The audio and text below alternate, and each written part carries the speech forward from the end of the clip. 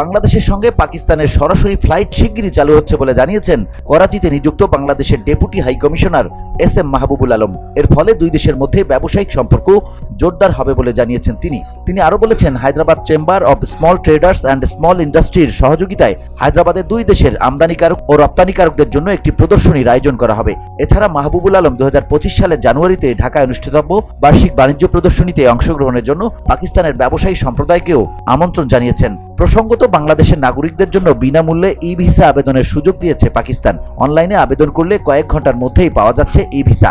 বাংলাদেশি যাত্রীদের পাকিস্তানের বিভিন্ন গন্তব্যে নিতে দীর্ঘদিন ধরেই আগ্রহ প্রকাশ করেছিল পাকিস্তানি ইন্টারন্যাশনাল এয়ারলাইন্স, আর এখন বাংলাদেশিদের আগ্রহ দেখে ফ্লাইট পরিচালনার পরিকল্পনা করছে তারা। VOD Bangla news desk.